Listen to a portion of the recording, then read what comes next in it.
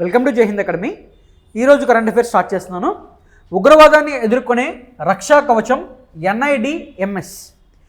NIDMS అంటే ఏంటి, దీన్ని ఎవరు ప్రారంభించారు, ఎందుకోసం దీన్ని ప్రారంభించారు తెలుసుకుంటే సరిపోతుంది.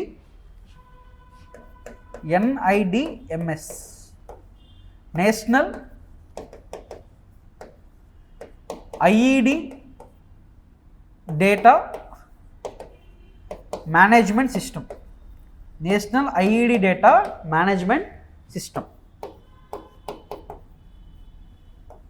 దీన్ని ఎవరు ప్రారంభించారంటే NSG నేషనల్ సెక్యూరిటీ గార్డ్ దీన్ని ప్రారంభించింది. నేషనల్ సెక్యూరిటీ గార్డ్స్ దీన్ని ప్రారంభించింది. పర్పస్ ఏంటి అంటే ప్రధానంగా దేశంలో అన్ని రకాల బాంబు పేలులను ఎదుర్కొనే సమగ్ర నిరోధక వ్యవస్థకి ఇది పనిచేస్తుంది.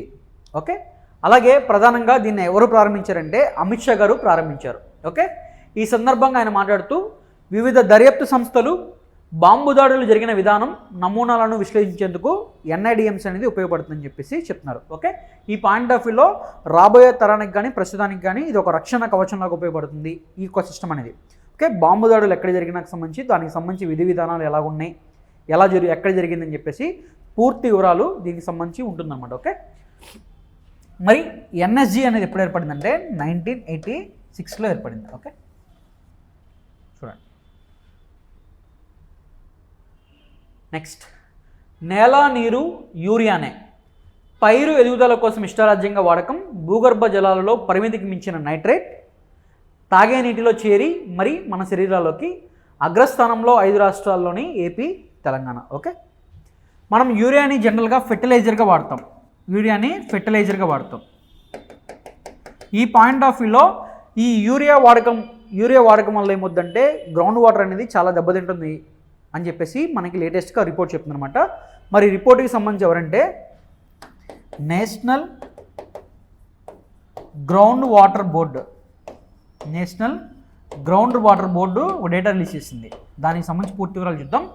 యూరియా ఎంత ఎక్కువ వేస్తే పైరు అంత ఏపుగా పెరుగుతుందని, అధిక దిగుబడి వస్తుందనే అపోహతో పొలాల్లో పరిమితికి మించి యూరియాని వాడుతుందన్నమాట. ఈ పాయింట్ ఆఫ్ వ్యూలో చూసుకుంటే భూగర్భ జలాలు కలుషితం అవుతున్నాయి అని చెప్పేసి డేటా. సో ఈ డేటాని ఎలా చెప్పారంటే భూగర్భ జలాలు ఏదైతే మనకి వాటర్ ఉంటాయి కదా, మనకి వాటర్ ఉంటాయి కదా, ఈ భూగర్భ జలానికి సంబంధించి ఋతుపవనాల ముందు ఎలాగుంది, ఋతుపవనాల తర్వాత ఎలాగుంది. జనరల్గా మనకి తెలిస్తే ఒక వాటర్ అనేది గ్రౌండ్ వాటర్ అనేది కలుషితమైందని చెప్పి ఎలా తెలుస్తుందంటే ఇక్కడ చెప్పారు చూడండి.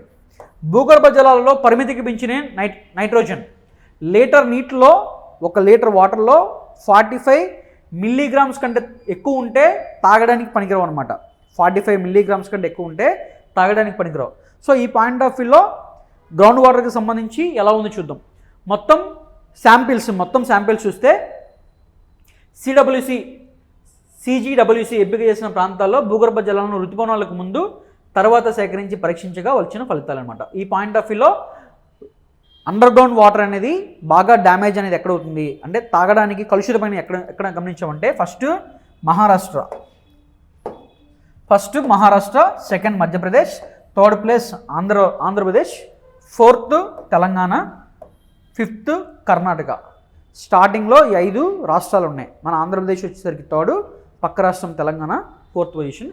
ఎక్కువగా కంటామినేట్ అవుతుంది మహారాష్ట్ర. ఓకే, చాలా ఇంపార్టెంట్ డేటా ఇది. ఓకేనా, రాబోయే ఎగ్జామ్స్లో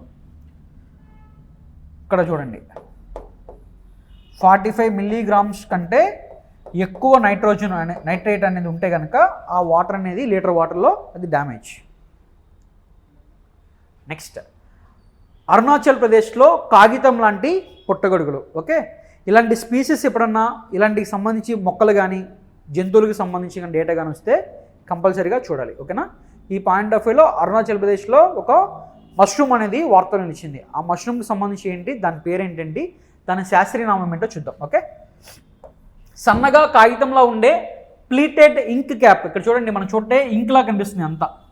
ప్లీటెడ్ ఇంక్ క్యాప్ పుట్టగొడుగులను అరుణాచల్ ప్రదేశ్లో తొలిసారిగా గుర్తించారు. ఓకే, దీనికి సంబంధించి శాస్త్రీయ నామం వచ్చేసరికి పారాసోలా ప్లికాటిలిస్ అని చెప్పి చూడండి. మరి ప్రధానంగా దీనికి సంబంధించి ఏంటంటే ఈ పుట్టగొడుగు అనేది 24 అవర్స్ మాత్రమే ఉంటుంది, జీవించి ఉంటుంది. తర్వాత దీన్ని చనిపోతుంది అనమాట. తర్వాత చనిపోయి కింద దాని ఆకులు మొత్తం భూమిలో కలిసిపోతాయి అనమాట. తద్వారా ఏంటంటే ఇంకా సారవంతం పెరుగుతుంది భూమిలో అని చెప్పేసి విశ్లేషణ అనమాట. ఓకేనా? ఇది ప్రపంచంలో అన్ని చోట్ల ఉన్నాయి, కానీ మన ప్రాంతంలో అది కూడా అరుణాచల్ ప్రదేశ్లో కనుగొనటం అనేది ఇది ఫస్ట్ టైం అని చెప్పి చూడండి. సింపుల్గా దాని యొక్క శాస్త్రీయ నామం చూడండి, ఏ రాష్ట్రంలో కనిపెట్టారని చెప్పి చూడండి. Okay, next, third Indian lighthouse festival begins in Visakhapatnam, illuminated coastal line draws thousands. Okay, మనకి లైట్ హౌస్ ఫెస్టివల్ ఓకే జనరల్గా మన యొక్క భారతదేశానికి సంబంధించిన కోస్టల్ లెంత్ ప్రస్తుతానికి 11,098 కిలోమీటర్స్ ఉంది.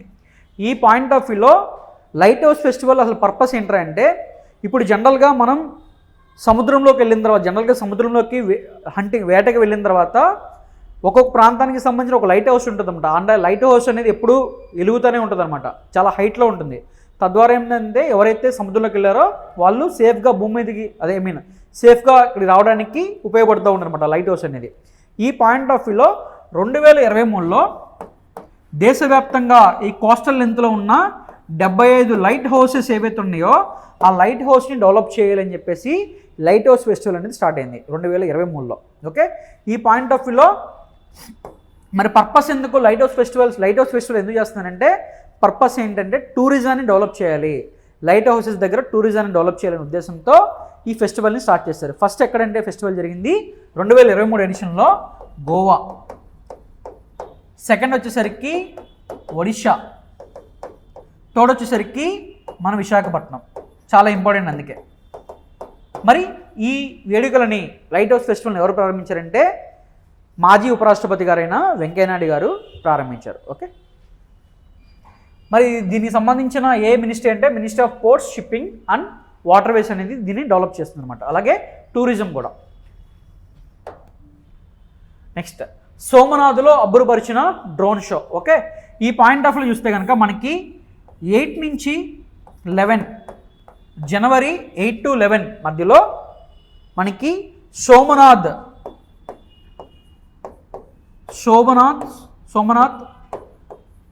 స్వాభిమాన్ పర్వ్ అని చెప్పేసి 3 రోజులు వేడుకలు జరుగుతుంది అనమాట. ఈ పాయింట్ ఆఫ్ వ్యూలో సోమనాథ్ ఆలయం అనేది ఎక్కడుందంటే గుజరాత్లో ఉంది. మరి ఏంటి సోమనాథ్ పర్వ్ యొక్క ఉద్దేశం ఏంటంటే, మనకి భారతదేశ చరిత్రలో మొట్టమొదటిసారి ఈ సోమనాథ్ ఆలయం పైన 1026 ఏడీలో మహమ్మద్ గజని దండయాత్ర చేశాడు ఈ సోమనాథ్ టెంపుల్ పైన. ఈ సోమనాథ్ టెంపుల్ దాడి చేసి గుడిలో ఉన్న చాలా విలువైన ఆభరణాలు కానీ, గుడిలో ఉన్న ఐడియల్స్ కానీ, దేవతా విగ్రహాలు కానీ అవన్నీ తీసుకెళ్ళిపోయారనమాట. అన్నీ తీసుకెళ్ళిపోయారు. అప్పటి నుంచి దీని మీద ఫస్ట్ అటాక్ జరిగింది 10/26. ఆ 10/26 ప్రస్తుతానికి 2026, దాదాపు 1000 ఇయర్స్ కంప్లీట్ అయిన సందర్భంలో సోమనాథ్ స్వాభిమాన్ పర్వ్ అనే ఉద్దేశంతో ఈ వేడుకలు అనేది జరుగుతుంది గుజరాత్లో. ఈ పాయింట్ ఆఫ్ వ్యూలో మనం గుర్తుపెట్టుకోవాల్సిన ఒక పాయింట్ ఏంటంటే, అప్పటి నుంచి మనకి గూర్జర ప్రతిహార కానీ, చోలాస్ కానీ దీన్ని డెవలప్ చేసుకుంటూనే వస్తుందన్నమాట. ఓకేనా? ఆ పాయింట్ ఆఫ్ వ్యూలో 1951లో కూడా దీనికి సంబంధించి మరొకసారి ఈ సోమనాథ్ ఆలయాన్ని తెరిచి దానికి సంబంధించి వేడుకలన్నీ జరుపుతానమాట. సో అది కూడా ఈ నెల మే 11కి 75 ఇయర్స్ కంప్లీట్ కాబోతుంది. ఖచ్చితంగా ఈ సంవత్సరం ఏ ఎగ్జామ్ రాసినా కూడా సోమనాథ్ టెంపుల్ గురించి చదువుకుని వెళ్ళాలి. సోమనాథ్ టెంపుల్ ఎక్కడుందంటే గుజరాత్లో ఉంది. అలాగే జ్యోతిర్లింగాల్లో ఒక జ్యోతిర్లింగం ఇక్కడ ఉంది. ఓకేనా? దేశవ్యాప్తంగా ఉన్న జ్యోతిర్లింగాలు ఉన్నాయి కదా, దాంట్లో ఒక ముఖ్యమైనది ఇక్కడ ఉంది సోమనాథ్లో. ఓకే, మహమ్మద్ గజని గుర్తుపెట్టుకోండి, 1026 AD, రైట్. నెక్స్ట్, ఐఐటి మద్రాస్లో పరమరుద్ర సూపర్ కంప్యూటింగ్ సిస్టమ్. చాలా ఇంపార్టెంట్ క్వశ్చన్. పరమరుద్ర సిరీస్ అని చెప్పేసి పరమరుద్ర కంప్యూటింగ్ సిస్టమ్ అనేది ఏర్పాటు చేశారు. ఎక్కడంటే ఐఐటి మద్రాస్. ఐఐటి మద్రాస్లో స్వదేశీ పరిజ్ఞానంతో అభివృద్ధి చేసిన 3.1 పెటాప్లాప్ పరమరుద్ర సూపర్ కంప్యూటర్ని ఆవిష్కరించారు. మరి పర్పస్ ఏంట్రా అంటే ఏరోస్పేస్ రంగం కానీ, మెటీరియల్స్ కానీ, క్లైమేట్ మోడలింగ్, డ్రగ్ డిస్కవరీ అంటే రంగాల్లో దీనికి సంబంధించి చాలా బాగా ఉపయోగపడుతుంది అనమాట. ఓకేనా? అది గుర్తుపెట్టుకోండి. ఐఐటి మద్రాస్లో Param Rudra super computing system. Okay, next 12న ఫ్లెమింగో ముగింపు ఉత్సవాలకు చంద్రబాబు నాయుడు గారు. ఓకే, మనకి తిరుపతి జిల్లా సూళ్ళూరుపేటలో మనకి ఫ్లెమింగో ఫెస్టివల్ ఆల్రెడీ స్టార్ట్ అయిందనమాట. 12వ తారీఖుకి ఇది ఎండ్ అయిపోతుంది. ఫ్లెమింగో ఫెస్టివల్ చాలా ఇంపార్టెంట్.